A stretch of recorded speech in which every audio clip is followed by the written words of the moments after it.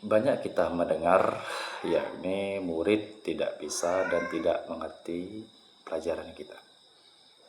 Nah, rekan-rekan pendidik, apa solusi daripada problem tersebut?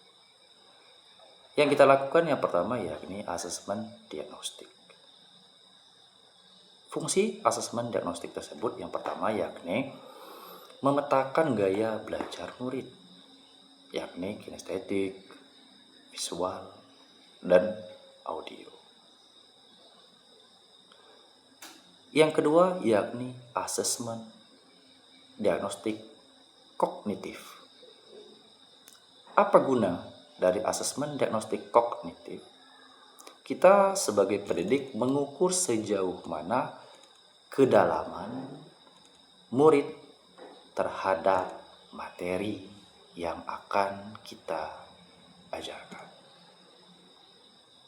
Setelah kita mengasesmen, baru kita gunakan strategi atau metode belajar. Dengan menggunakan apa? Acuannya, yakni taksonomi Bloom. Sederhananya gini, taksonomi Bloom itu untuk menyusun strategi dan aktivitas pembelajaran. Nah, gunakan strateginya dengan menggunakan acuan taksonomi Bloom. Untuk mengukur kedalaman materi, kita gunakan taksonomi Sulu. Sederhananya untuk memahami hasil belajar dan kedalaman proses belajar murid, yakni gunakan taksonomi Sulu. Kita rekan-rekan pendidik, kita harus memahami murid itu sejauh mana. Memahami, mengerti materi sebelum kita ajarkan. Materinya sama, tetapi bobot atau tingkat kesukaran materinya yang berbeda. Ada anak atau murid yang belum sama sekali memahami materi tersebut. Belum pernah dengar, belum pernah lihat YouTube. Ada murid yang setengah memahami. Ada murid yang sudah memahami sebelum diajarkan. Nah, proses ini berbeda di dalam kelas. Makanya dalam proses belajar mengajar, dalam satu kelas itu tidak bisa digeneralisasikan.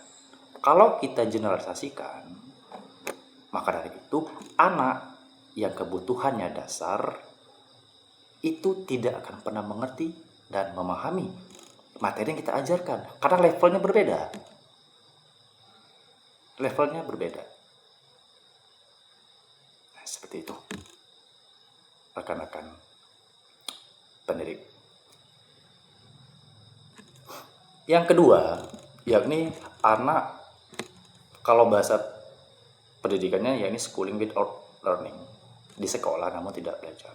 Ada anak yang ribut. Ada anak yang lesu pelajaran kita. Kunci cuma satu, yakni tidak tertarik. Anak kurang tertarik ke pelajaran kita. Dari problem tersebut, apa yang perlu kita lakukan?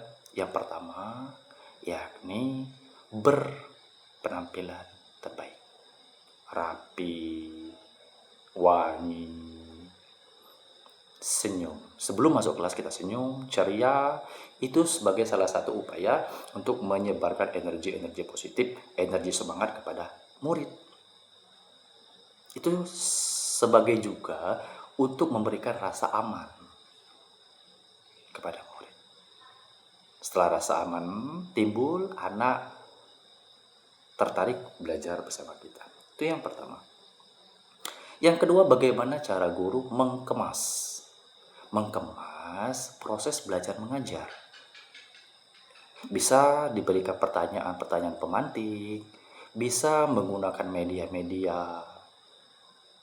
gambar, media digital. Kalau tidak ada media digital, bisa kita gunakan aset sekitar yang bisa kita jadikan alat peraga pendukung proses pembelajaran.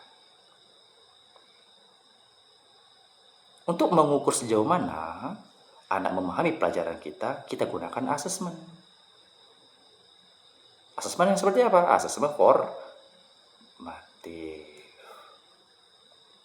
Nah, seperti itu. Memang ini sebagai upaya yang konsisten perlu pendidik lakukan. Karena budaya positif itu dia yakni akan melekat jikalau dilakukan dengan cara konsisten. Jadi kita lakukan upaya-upaya tersebut memang tidak akan berhasil jika dilakukan 1, 2, 3, 4, 5 kali. Namun yakinlah Bapak-bapak, Ibu-ibu, rekan pendidik, dengan upaya itu nanti akan berhasil. Ada waktunya nanti berhasil. Kita sebagai guru pentingnya berefleksi. Tidak pernah menyalahkan murid, karena murid perlu distimulan.